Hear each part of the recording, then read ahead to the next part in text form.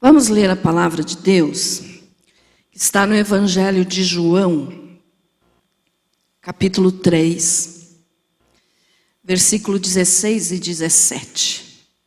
São os versículos mais conhecidos da Bíblia.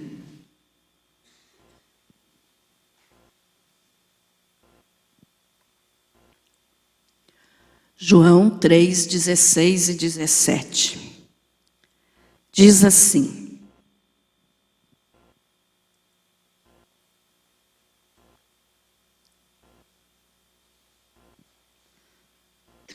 porque Deus amou o mundo de tal maneira que deu o seu Filho unigênito, para que todo o que nele crê não pereça, mas tenha a vida eterna. Porquanto Deus enviou o seu Filho ao mundo, não para que julgasse o mundo, mas para que o mundo fosse salvo por ele. Amém? Jesus, que essa palavra seja para glorificar o teu nome, que eu desapareça e o Senhor apareça, que assim seja. Pode se assentar.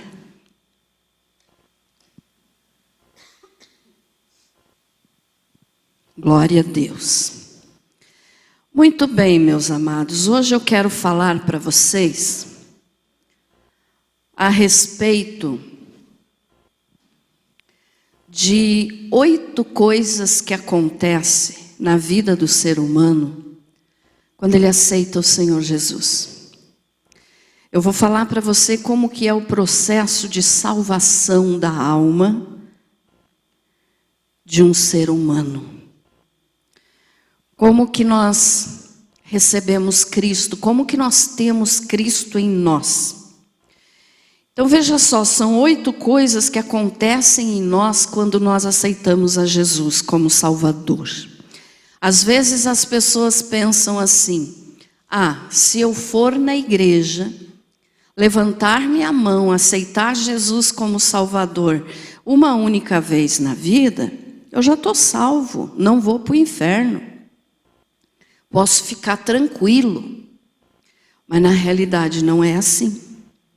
Isso não é verdade, né? Então hoje nós vamos entender um pouquinho mais do que acontece e como que nós temos que agir. Porque Jesus fez tudo na cruz por nós, mas nós temos que fazer a nossa parte. Amém? Amém, irmãos? Então vamos entender o processo de salvação, essas 8 coisas que acontecem. A primeira delas, irmãos, eu vou citar todas e depois eu vou explicar de uma por uma. É a expiação. Então a primeira é a expiação. Daqui a pouquinho eu já explico direitinho sobre como que funciona isso. A segunda é a libertação. Terceira, regeneração. Quarta, justificação.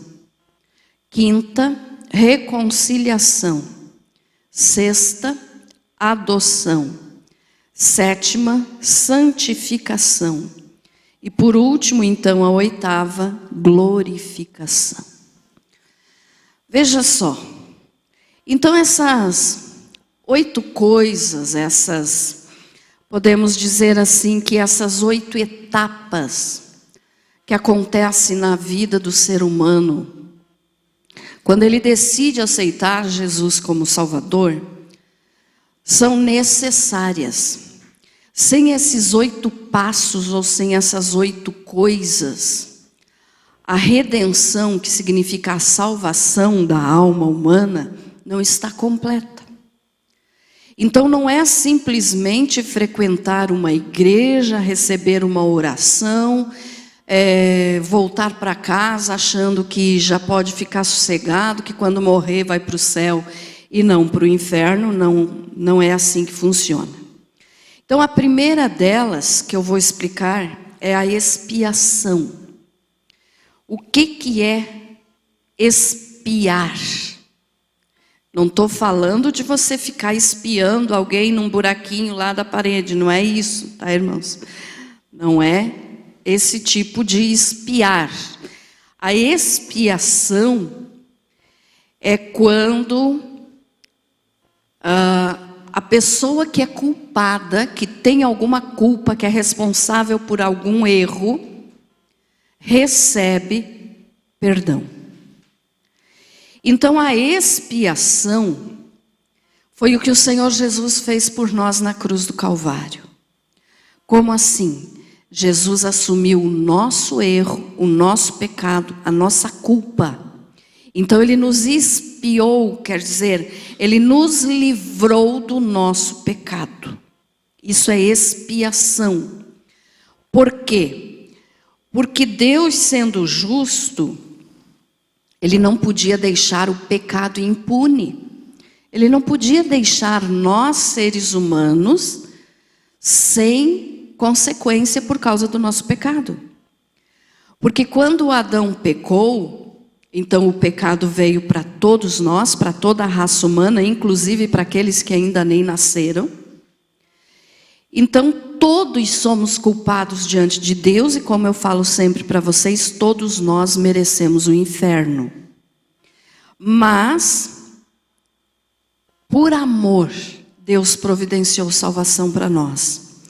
Então ele não podia deixar o nosso pecado impune, quer dizer, sem receber o castigo que nós merecíamos. Ele tinha que fazer isso, porque ele é justo. Então ele tinha que providenciar para nós uma maneira de nós nos livrarmos dessa culpa.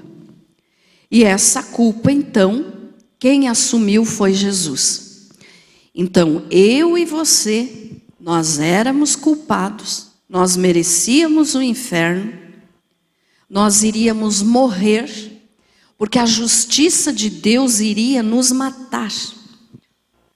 Quem sabe você disse, mas como, pastora, Deus não é amor? Como que Deus iria nos matar? Deus é amor, mas Deus também é justo. Então ele, como justo e santo, não poderia deixar passar o pecado do ser humano como se ele fizesse vistas grossas. Ele não podia fazer isso, ele tinha de impor o castigo sobre o erro que foi cometido. Tanto de Adão, né, no início ali da criação, quando Adão pecou, Deus puniu Adão, puniu Eva, e toda a consequência do pecado então veio para nós. Então todos nós nos tornamos merecedores do inferno. Mas o Senhor Jesus, assumindo o nosso lugar na cruz, ele nos expiou, ou seja, ele nos livrou da nossa culpa. É uma purificação de crimes. Por exemplo, tem lá um julgamento e uma pessoa está sendo julgada porque matou outra. Essa pessoa que matou a outra cometeu um pecado, um erro muito grande, que tem que ter uma consequência. Tem que pagar pelo que fez, pelo erro que cometeu. Então nós somos e éramos assim. Você já vai entender por que eu estou dizendo éramos. Mas o ser humano é assim. Então precisava de castigo para resolver esse pecado. Então a ira de Deus iria nos matar. Mas o Senhor Jesus assumiu o nosso lugar. Ele morreu no nosso lugar. Então ele nos expiou dessa culpa. Então é uma purificação de crimes, purificação de pecados. Estão entendendo, irmãos? Amém? Então esse é o primeiro passo da salvação. Quando a pessoa aceita Jesus como Salvador, então a primeira coisa que ela vai receber na sua vida é a expiação. Quer dizer, Jesus morreu na cruz por essa pessoa. Então a culpa dela foi jogada em cima de Jesus. E agora então essa pessoa pode continuar no seu processo de salvação. Vamos ler Isaías 53:10 para confirmar o que eu estou falando para vocês. Isaías 53:10.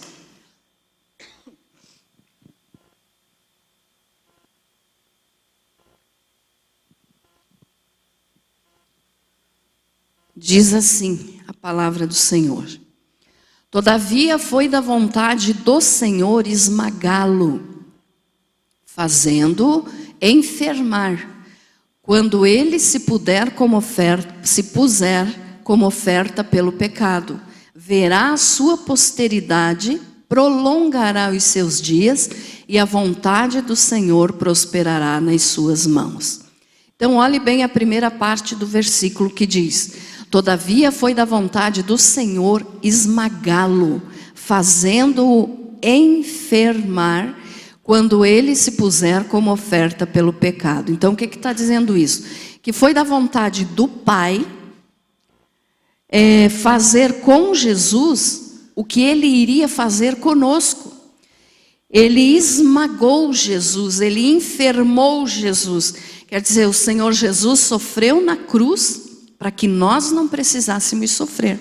Mas quem precisava ser esmagado e enfermo era nós. Estão entendendo, irmãos? Amém? Então o Pai fez isso por amor a nós. Por amor a nós, ele entregou Jesus para assumir o nosso erro. Então isso é expiação, quer dizer, é perdão pelos pecados. É quando alguém fica livre da sua culpa, quer dizer, é culpado, errou, fez coisa errada, fez coisa muito séria, mas Jesus assumiu essa culpa. Então seria a mesma coisa que eu roubar alguma coisa, vir alguém que gostasse de mim e dizer assim: não, eu vou dizer que foi eu que roubei, para você ficar livre. Estão entendendo o exemplo, irmãos? Então nós merecíamos estar ali naquela cruz sendo esmagados pela ira do Pai. Mas Jesus assumiu o nosso lugar. Então isso é expiação. Então olha só, é a primeira coisa que acontece no mundo espiritual quando a pessoa se aproxima de Jesus. Ele vai ser expiado da sua culpa, quer dizer, ele vai ser inocentado da sua culpa. Amém? A segunda coisa que acontece... não, desculpe, irmãos, eu esqueci de ler mais um versículo aqui. Gálatas 3,13. Eu tenho que ler bastante versículos hoje, porque esse é um assunto que não é muito pregado nas igrejas, não. Que são as doutrinas da salvação. Então nós temos que ler e confirmar, né? Falar e confirmar. Gálatas 3,13. Cristo nos resgatou da maldição da lei, fazendo-se maldição por nós, porque está escrito: maldito todo aquele que for pendurado no madeiro. Então Jesus assumiu a culpa que era nossa, o nosso castigo. Ele se fez maldição por nós. Lembram daquela passagem que fala sobre as serpentes de bronze? Eu já falei aqui sobre isso, já preguei aqui. Mas só para nós entendermos bem. Quando o Senhor mandou Moisés fazer serpentes de bronze, e colocar no deserto, num lugar bem alto, para que o povo olhasse, e o nome dessa serpente era Neustã. Ela era feita de bronze, e foi erguida no deserto. Então todos aqueles que fossem picados pelas serpentes que estavam no deserto, e que essa serpente matava, então quem fosse picado por essas serpentes, morreria com certeza. Mas aí Deus providenciou salvação e disse para Moisés: faça uma serpente de bronze, coloque numa haste bem alta, para que quem for picado pelas serpentes, olhe para essa serpente e vai ficar curado. Ali era o símbolo do que o Senhor Jesus estava fazendo por nós. Por quê? Porque a serpente é símbolo de maldição. Então Jesus se fez maldição por nós. Olha como está escrito lá. Cristo nos resgatou da maldição da lei, fazendo-se maldição por nós. Por quê? Maldito todo aquele que foi pendurado no madeiro. Então Jesus se fez uma serpente, na simbologia, para poder morrer assumindo o nosso lugar, quer dizer, a serpente é símbolo de maldição, ele se fez maldito. E por que Deus mandou Moisés fazer a serpente de bronze? Porque bronze na Bíblia é símbolo de justiça. Então Deus fez justiça, mas precisou moer Jesus na cruz no nosso lugar. Então isso é expiação. Deus nos expia, Deus nos expiou do nosso pecado através de Jesus. A outra coisa então é a libertação. Olha só, eu vou falar assim e quero que você imagine o que aconteceu na tua vida quando você veio para Jesus. Os passos que aconteceram. Então a primeira coisa quando você ouviu falar de Jesus e quis aceitá-lo como Salvador é que você ficou livre da tua culpa. Só que não foi só isso. Aí tem um monte de coisa que vai se seguindo a essa expiação para que nós possamos chegar um dia no céu. Então olha só, libertação. Quando Jesus morreu na cruz por nós, então ele nos libertou. O que significa isso? Quando ele nos libertou, ele tirou os grilhões, as correntes, aquelas coisas pesadas do pecado que estavam sobre nós. Ele nos livrou. Ele nos libertou, ele quebrou aquelas correntes, aquelas coisas que estavam nos prendendo ao pecado e à maldição do pecado. Então Jesus nos libertou daquilo. Mas isso, irmão, é um processo que não é com uma oração que se resolve. Não é uma oração ou um culto que se frequente. Isso é coisa que vai para a nossa vida inteira. Durante toda a nossa vida, nós precisamos estar em processo de libertação. E eu não estou aqui falando somente de libertação de demônios. É claro que isso aqui é necessário e Jesus também fez na cruz. Mas eu estou falando daquela libertação que nunca vai parar na nossa vida, que todo dia nós temos que ter. Por exemplo, ficarmos libertos do ódio, ficarmos libertos de falar palavrão, ficarmos libertos da mentira, ficarmos libertos então de nós mesmos. Então essa é a libertação que tem que acontecer todos os dias da nossa vida. Não é a pessoa vir aqui na frente, recebe uma oração, o demônio se manifesta, e aí a pessoa pensa, estou liberta para sempre. Não, está liberta dos demônios se aceitar Jesus. Mas o nosso eu tem que ser vencido. Sexta-feira no estudo bíblico nós estávamos falando justamente disso. O nosso eu, nós temos que vencer o nosso eu. Por quê? Porque o nosso eu, que é a carne, a nossa carne não se converte. A nossa carne não vai querer mudar de vida. Nós temos que querer fazer isso na nossa alma. Então, todos os dias nós temos que vencer um pecado. Todos os dias nós temos que ficar libertos de alguma coisa. E, por exemplo, aqui quando Jesus falou lá em Lucas 11, do 24 ao 26, não precisa pôr esse versículo, Gui, eu só vou citar. Que a pessoa quando fica liberta, né, de um demônio, aquele demônio sai e anda por lugares áridos e não tendo aonde ficar, porque ele precisa de um corpo, porque demônio não tem corpo, é um espírito. Então ele volta para aquela casa de onde ele saiu e encontra varrida e adornada. Quer dizer isso, Jesus libertou a pessoa, o demônio saiu. Mas se a pessoa não ocupar o coração com a presença de Deus, com a presença do Espírito Santo, esse demônio vai voltar com mais 7.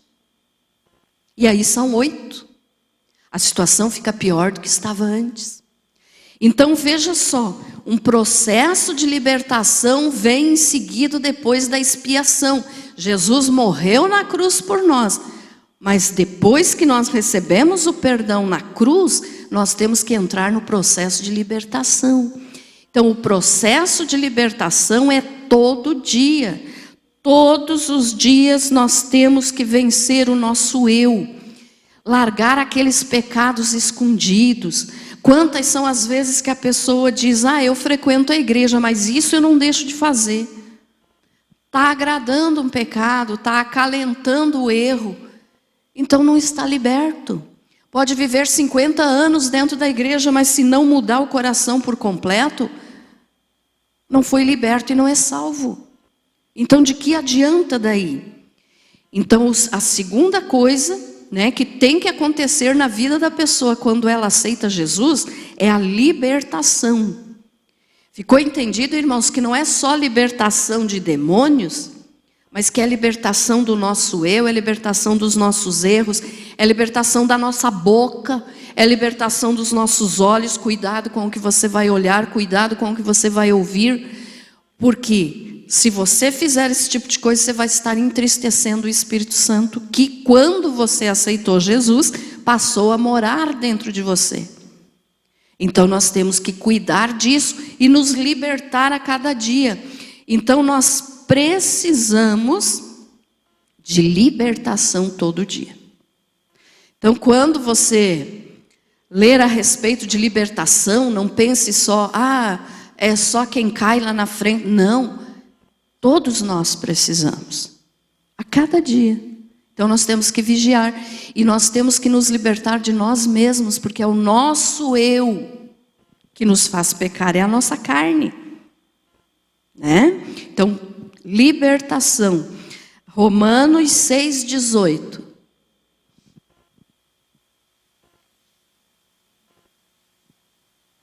Estão entendendo, irmãos, que eu estou passando aqui o processo que acontece, quando a gente vem para a presença de Deus. Porque as pessoas às vezes pensam, é só levantar a mão, aceitar Jesus. Não, a Bíblia nem manda levantar a mão, Mas é a mudança de vida. Romanos 6,18. E libertos do pecado, fostes feitos servos da justiça. Então olha só, fomos expiados na cruz por Jesus, recebemos a expiação que é o perdão, e aí libertos do pecado. Então todo dia nós temos que receber libertação. Nós mesmos temos que lutar para que a nossa libertação seja completa. Porque até o último instante da nossa vida nós vamos ter que estar lutando contra o pecado. Amém? Amém? Vocês estão quietinhos hoje? Terceiro ponto que nós precisamos entender. Depois da expiação e depois da libertação, que é um processo diário, nós vamos ser regenerados. É a doutrina da regeneração. O que é isso? É ser transformado. Regeneração é uma transformação. Como assim? Para nós não voltarmos a ser presos de novo. Lembra ali que eu falei, quando Jesus nos libertou, Ele nos livrou das algemas, dos grilhões, das correntes do pecado que nos seguravam, que nos impediam de viver bem, de viver na presença de Deus. Então Jesus nos libertou disso. Mas agora Ele nos regenera. Depois da libertação, então, só que assim, irmãos, não daqui um ano Jesus vai me regenerar, ontem Ele me libertou. Não, é um processo, é uma coisa contínua, Então a regeneração, para nós não voltarmos a cair de novo e ser presos outra vez por essas cadeias do pecado. Então, para sermos regenerados, nós precisamos ser transformados. O que significa isso? Lembram o que o Senhor Jesus falou para Nicodemos? Quando Jesus disse, Nicodemos tem que nascer de novo. E Nicodemos disse, mas eu vou ter que entrar de novo na barriga da minha mãe para nascer outra vez? E Jesus disse, não é isso. É novo nascimento, é nascer do Espírito. Então o que é isso? Ser regenerado é ter novo nascimento, nova vida. passou aquilo tudo que nós fazíamos antes. Então, por isso que eu vivo falando isso aqui para vocês. Não adianta a pessoa falar que aceitou Jesus como Salvador se ela não mudou de vida. Se fumava, não fuma mais. Se bebia, não bebe mais. Ah, pastora, mas isso é uma coisa que eu que decido, eu que sei. Claro que é você que decide. Mas enquanto você não largar isso, você não se converteu. Porque daí você não foi regenerado, você não foi transformado. A transformação é a prova de que a pessoa foi salva. Antes de mudar de vida, não existe transformação. Então, aquilo que eu fazia antes de eu vir para Jesus, agora eu não posso mais fazer. Mas não é porque a igreja que eu estou frequentando me proíbe de fazer. A igreja não pode te proibir de nada. É porque você não quer mais fazer, porque agora você quer agradar a Jesus e não quer viver no pecado. Então ninguém pode te forçar a deixar teu vício, a fazer você parar de mentir. Não. Tem que ser o teu querer. Então é a maneira que você vai estar se libertando de você mesmo. Então é tudo junto, é um mesmo processo: expiação, libertação, regeneração e os que nós ainda vamos ver aqui. Então, para não voltar a cair de novo e ficar preso outra vez pelo inimigo, a ficar preso de novo por aquelas algemas que prendiam você no pecado, você tem que mudar de vida, é nascer de novo. É o que Jesus falou para Nicodemos. Então nós temos que nascer de novo. E esse nascer de novo é mudar o curso da nossa caminhada. Se antes de Jesus nós estávamos indo para a esquerda, agora nós vamos para a direita. É mudar de direção. Ser um salvo é andar na contramão do mundo. O que é isso? O mundo diz que eu posso fazer, que eu posso roubar, que eu posso mentir. Mas eu não vou mais fazer isso, porque agora eu tenho Jesus. Então eu vou na contramão do mundo. Eu estou contra tudo isso aí que o mundo diz que eu posso fazer. Eu tenho que mudar. Se eu não mudei, é porque eu não me converti. Entendido isso, irmãos? Amém? Muito bem, vamos ler o versículo então. 1 Pedro 1:3.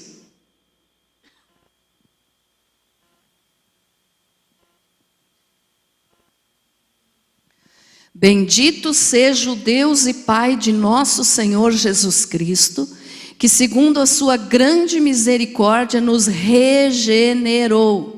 É a regeneração, a doutrina da regeneração. Nos regenerou para uma viva esperança, pela ressurreição de Jesus Cristo dentre os mortos. Então a regeneração veio também por Jesus. Pela cruz de Jesus. Jesus fez tudo na cruz.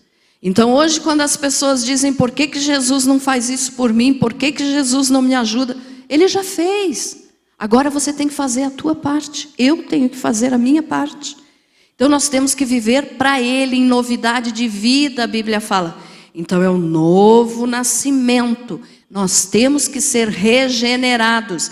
Eu não posso dizer que sou um salvo se eu ainda estou fazendo aquilo que eu fazia antes de conhecer a palavra. Amém?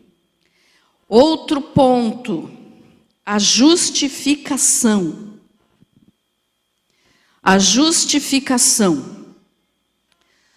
O que é ser justificado? Veja só, eu falei ali da serpente de bronze, que Jesus se fez serpente, ele se fez maldito por nós, mesmo ele nunca tendo pecado. E a serpente era de bronze, e o bronze na Bíblia é símbolo de justiça. Então Jesus se fez maldição por nós para nos justificar. Por isso a serpente de bronze sendo simbologia de Jesus. Então olha só, nós somos justos por Jesus. Como assim? Não entendi, pastor. Eu sou pecador ou eu sou justo? Olhe bem o detalhe. Nós fomos julgados e seríamos condenados pela ira de Deus, porque Deus iria nos matar, porque Ele não pode aceitar o pecado pela santidade dele. Mas Jesus assumiu o nosso lugar, e quando Ele assumiu o nosso lugar, então Ele nos fez justos. Ser justificado é dizer assim: você não tem mais culpa, você está perdoado. Você ser um justo de Deus é Deus dizer assim: esqueci de tudo que você fez, agora você é um justo meu. Como que nós podemos ter certeza disso? Porque Jesus nos justificou. Vamos ler aqui Romanos 5:9.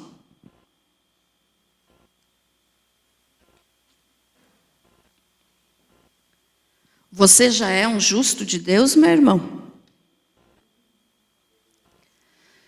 Justo de Deus.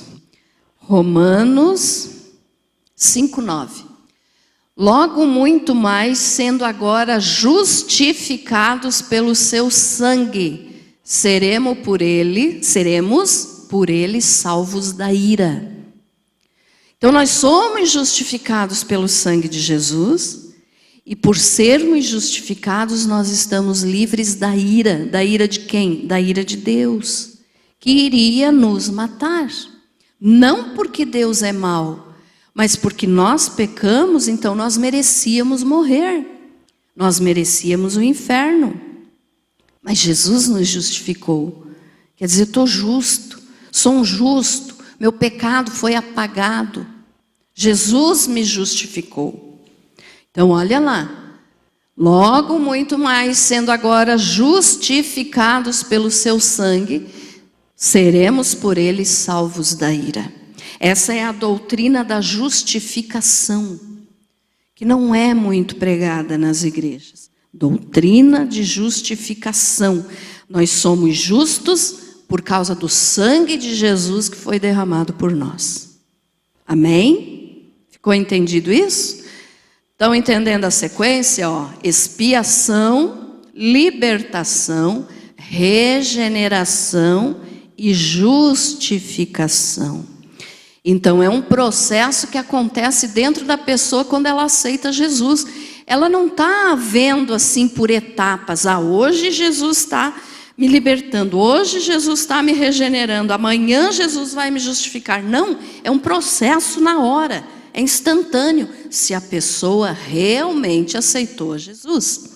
Daí ela mudou de vida, daí ela nasceu de novo, daí ela foi justificada. Amém? Quinto passo do que acontece conosco: reconciliação. Também é uma doutrina, a doutrina da reconciliação. Olha só o que eu já falei para você. Então a ira de Deus ia cair sobre nós, tá? Nós iríamos morrer e iríamos para o inferno por causa do nosso pecado, porque nós não poderíamos chegar próximos ao Pai. Então quando Adão pecou, eu sempre dou esse exemplo aqui. Adão pecou, ele se afastou de Deus, não foi Deus que se afastou dele. Adão e Eva pecaram, naquele mesmo momento apareceu um abismo muito grande entre eles e Deus. Por quê? Deus continuou sendo Deus na sua santidade, na sua glória, mas o homem caiu, o ser humano caiu, então ele se afastou. E apareceu um grande buraco, um grande abismo entre Deus e o homem.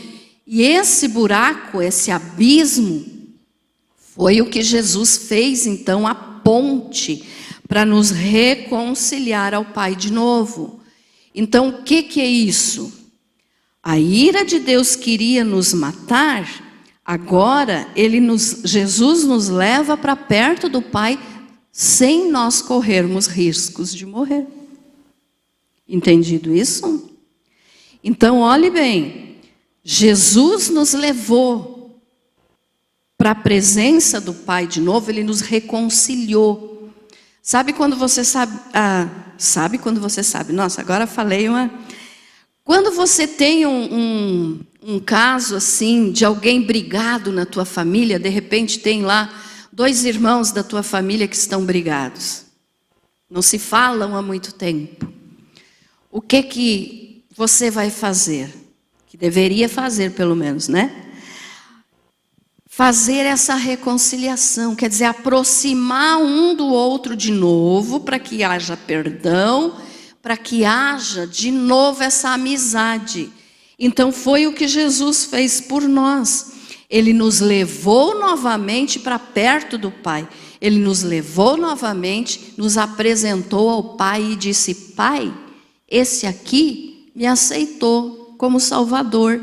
Então eu estou trazendo ele para fazer as pazes com você. Entendido isso, irmãos? É isso que Jesus faz por nós, diante do Pai, no momento que nós nos convertemos. Porque até então nós merecíamos o inferno. Mas nesse momento Jesus nos leva e nos apresenta diante do Pai de novo e diz: Pai, eu reconciliei eles com você. Então nós fizemos as pazes com Deus através de Jesus. Então Jesus nos leva diante do Pai, e a nossa dívida, que diante do Pai era impagável, o nosso pecado era tão grande, irmãos, que nós não tínhamos condições de pagar. Ninguém seria salvo se não fosse por Jesus. Então essa dívida que ninguém teria condições de pagar, olha só o detalhe, Deus tirou a nossa dívida e colocou na conta de Jesus. Entenderam isso? Nós devíamos uma grande quantia para o Pai, não em dinheiro, mas em moral, em comportamento. Por quê? Porque nós erramos, então o nosso pecado era a nossa dívida muito grande. E nós nunca iríamos pagar. Então Deus tirou a nossa dívida das nossas costas e lançou na conta de Jesus. Como se Jesus foi pagar por mim. Entendido isso? Então olha só, colocou a nossa dívida na conta de Jesus e colocou na nossa conta a justiça de Jesus. Então a nossa dívida foi para Jesus. E a justiça de Jesus, porque ele nunca pecou, veio para nós. Foi uma troca. Por quê? Porque o Pai queria nos salvar. E Jesus fez tudo isso para nos salvar. Então Jesus nos reconciliou novamente com o Pai. Porque por nós mesmos, nós nunca chegaríamos diante do Pai. Nós nunca poderíamos nos colocar diante do Pai por causa daquele grande abismo que estava entre nós. E Jesus fez essa ponte. A Bíblia diz que Jesus é o único mediador. Quer dizer, ele é o único que pode levar o ser humano para perto do Pai de novo. Não existe outro. Maria não faz isso, José não faz isso, Paulo não faz isso, ninguém faz isso. Só Jesus. Porque ele morreu na cruz por nós. Amém? Entendido até aqui, meus amados? Amém? Vamos ler o versículo então da reconciliação. 2 Coríntios 5, 18 e 19.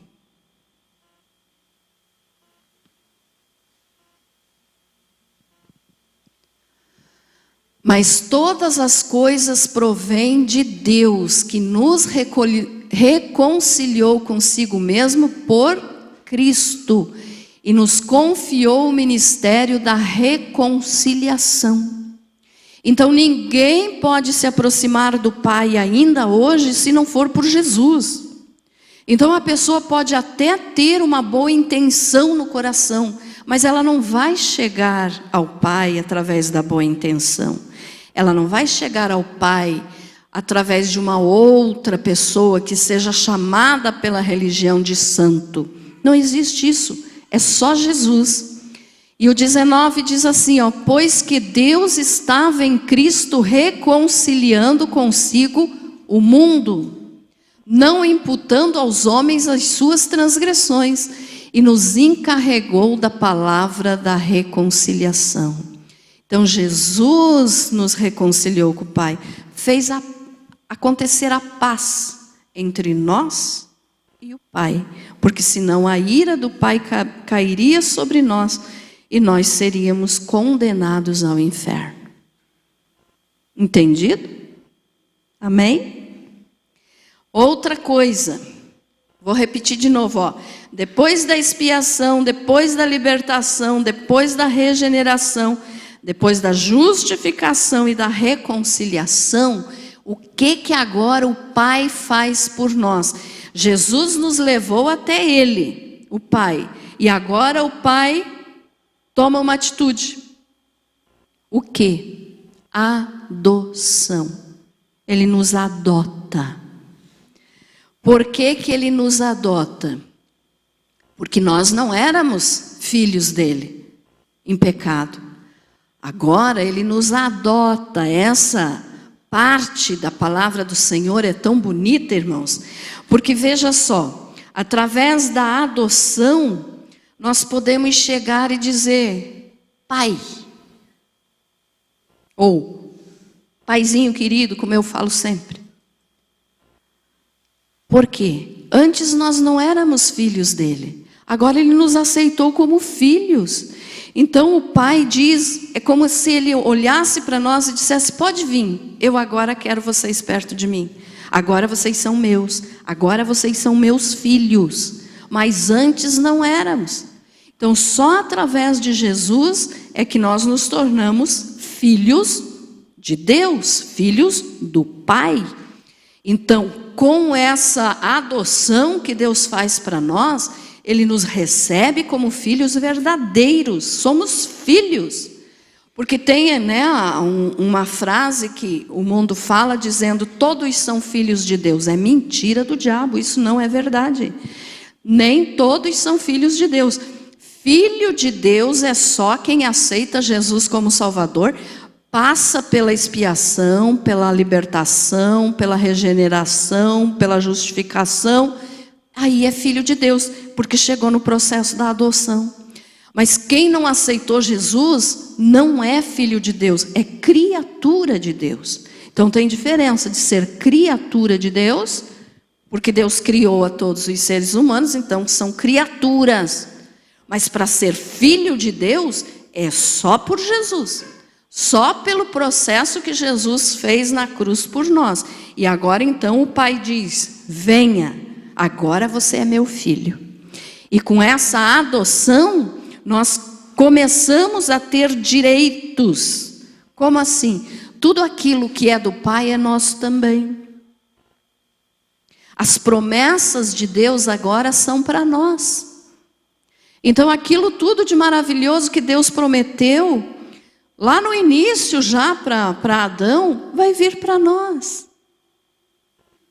Tudo o que Deus providenciou na cruz através de Jesus é nosso por direito. Por quê? Porque agora nós somos filhos. O que você tem lá na tua casa? Você vai negar para os teus filhos? Não, né? O que você tem é dos teus filhos também. Então é assim com Deus. Quando nós aceitamos Jesus e o Pai nos recebe, então, como filhos, através da doutrina da adoção, nós passamos a ter direito a todas as bênçãos que Deus nos prometeu. Nós somos co-herdeiros em Cristo. O que significa isso? O que é de Jesus também é nosso. Ser co-herdeiro quer dizer ser junto. Sou herdeiro das bênçãos de Deus junto com Jesus. Amém? Estão entendendo, irmãos? Amém? Vamos ler o versículo então. Romanos 8,15.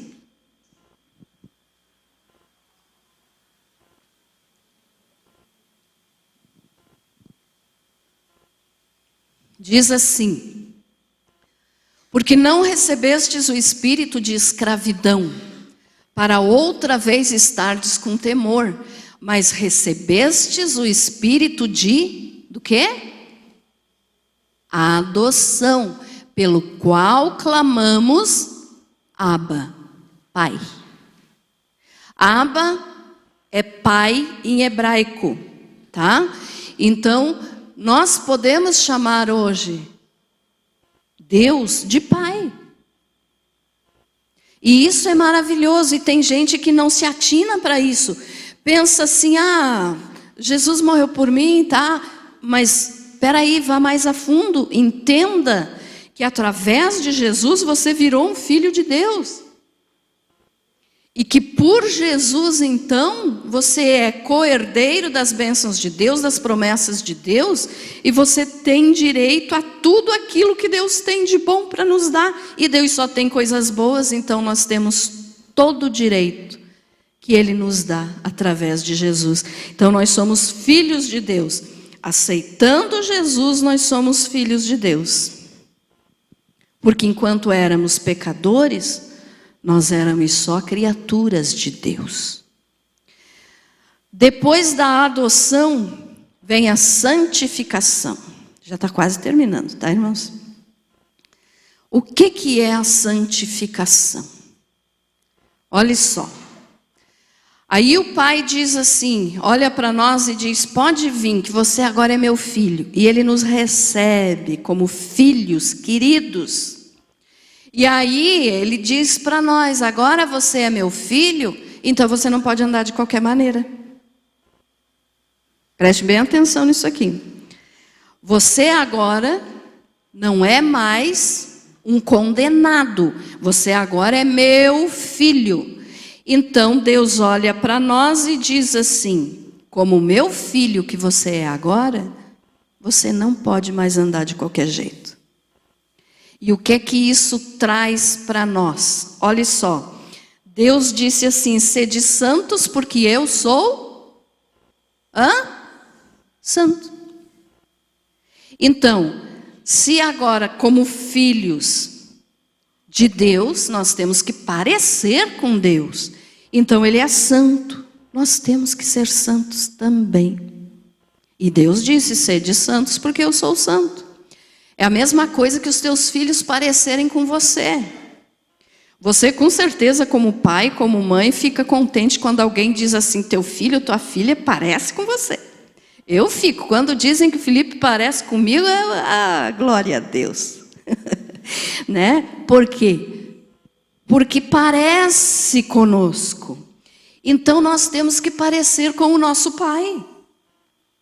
Agora nós somos filhos de Deus, então temos que parecer como Deus, ser imagem e semelhança desse Deus que agora é o nosso Pai.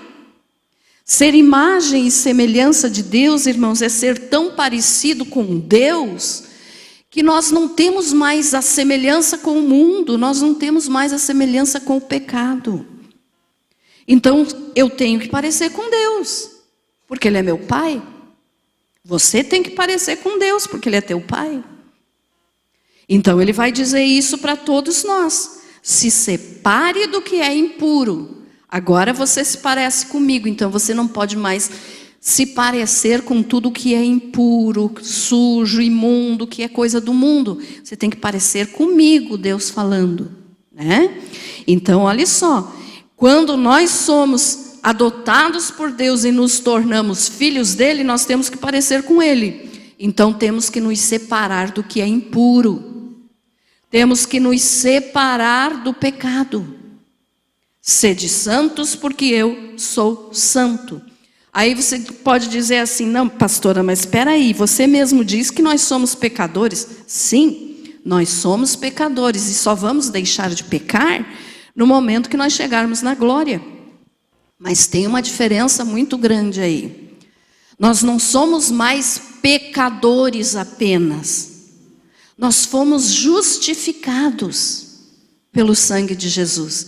Então, se nós fomos justificados, eu não sou mais um pecador impuro, eu não sou mais aquela pessoa que é suja.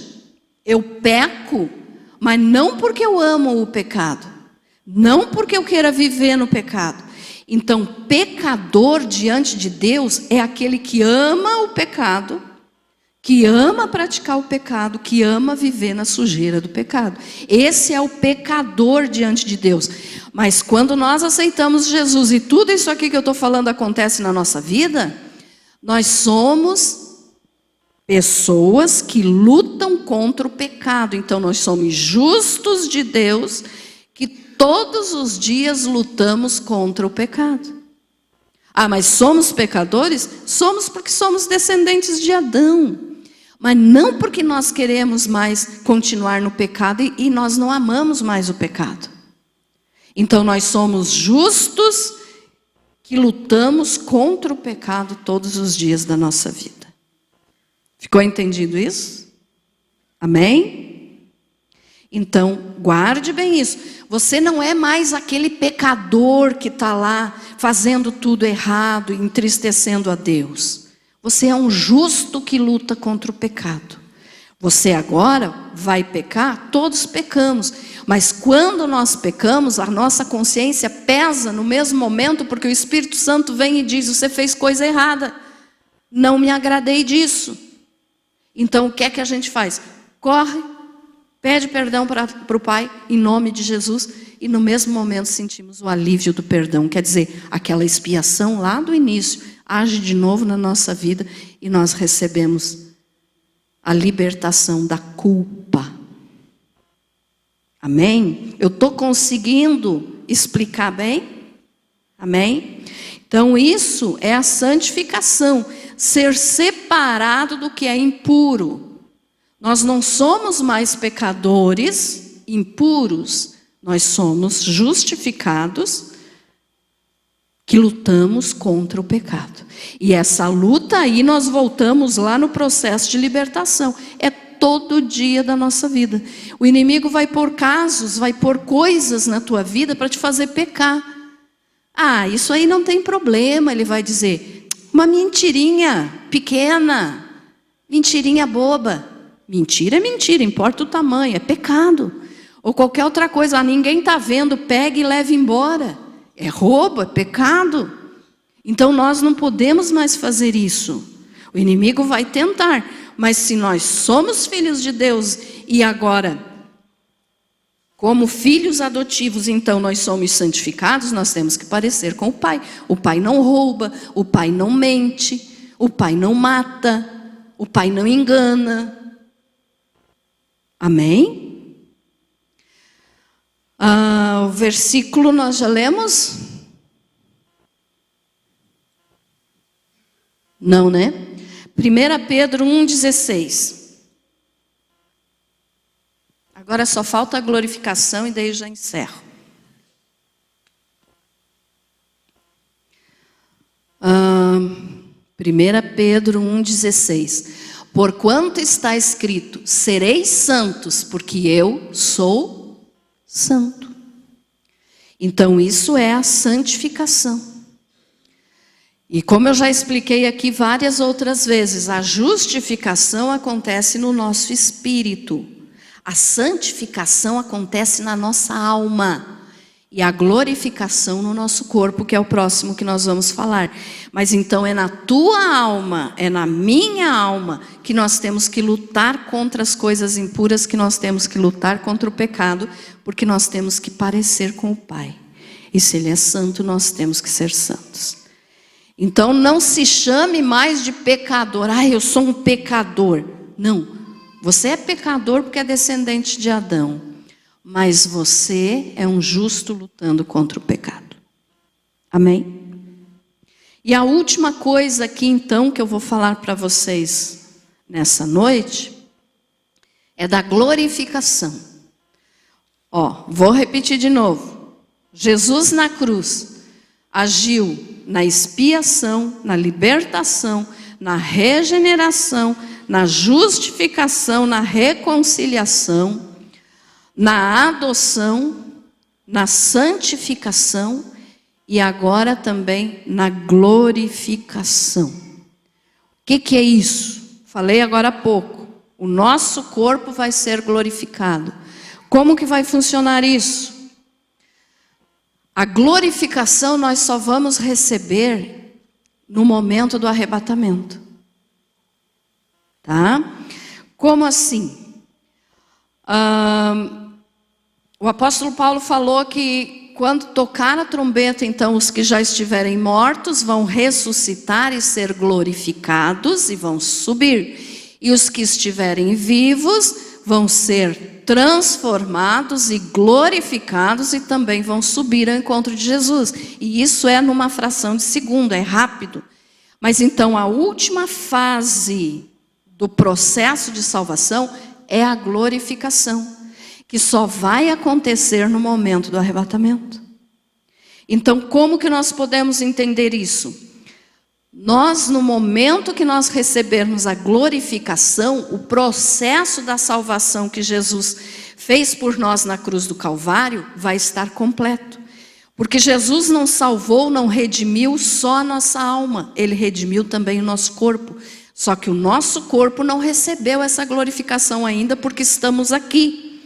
Mas no momento que nós estivermos indo para casa com o Senhor, o nosso corpo vai receber a glorificação. E o que é ser glorificado? É ter um corpo parecido com o corpo de Jesus. Amém? Como assim? Nunca mais morreremos. Nunca mais sentiremos dor. Nunca mais vamos chorar. Nunca mais vamos enfrentar problemas. Nunca mais vamos sentir dor. Por quê? Porque teremos um corpo glorificado parecido com o de Jesus. Isso só vai acontecer no momento da ressurreição, do arrebatamento. Então nós voltaremos a ter o corpo glorificado que Adão e Eva tinham antes de pecar. Aquela luz que envolvia, que era a roupa deles, nós vamos ter também. Roupa brilhante, roupa de glória, é a glorificação do corpo. Então o que eu quero que você entenda é, quando você aceita Jesus, tudo isso aqui aconteceu na tua vida, mesmo sem você ter o entendimento. Mas é necessário ter o entendimento para você poder viver direitinho na presença de Deus. Então, quando você veio para Jesus, todas essas coisas aqui aconteceram. Só o que falta acontecer é a glorificação. Mas vai acontecer. Mais cedo ou mais tarde, nós vamos estar com o Senhor e teremos o nosso corpo glorificado. Então, daí se completou tudo que Jesus fez na cruz por nós. Ficou entendido, irmãos? Amém? Então, olha só, não é? Tem gente que diz, Jesus morreu, tá? Não, Ele não só morreu, Ele fez tudo por nós, tudo que nós precisávamos. Ele nos perdoou os pecados, Ele nos expiou, né, da culpa. Ele nos libertou, Ele nos regenerou, quer dizer, transformou, somos uma pessoa nova agora, se ainda não é, tem que ser, porque senão não houve conversão. Ele nos justificou, mesmo merecendo o inferno, Ele nos diz agora, vocês são justos e vão para o céu. A reconciliação, Ele nos aproximou de Deus novamente. Ele nos levou para o Pai, e o Pai nos adotou e nos santifica. Então só falta a glorificação. Tudo isso já aconteceu com você. E já aconteceu comigo. E no momento do arrebatamento nós vamos ser glorificados. Então olha só, a salvação é uma coisa tão maravilhosa, tão grande que Jesus fez por nós, e as pessoas, por não conhecerem, desprezam o que Jesus fez na cruz. Então servir a Jesus, irmãos, não é só frequentar uma igreja. Não é, igreja não salva ninguém. Não é só achar bonito os hinos, vir no culto, porque é um lugar legal. Isso não vai salvar a tua alma. Você precisa se entregar para Jesus, espírito, alma e corpo, para que todos esses processos aqui aconteçam em você, para que daí você possa ir para casa com o Pai. Amém? Você foi abençoado com essa palavra? Amém?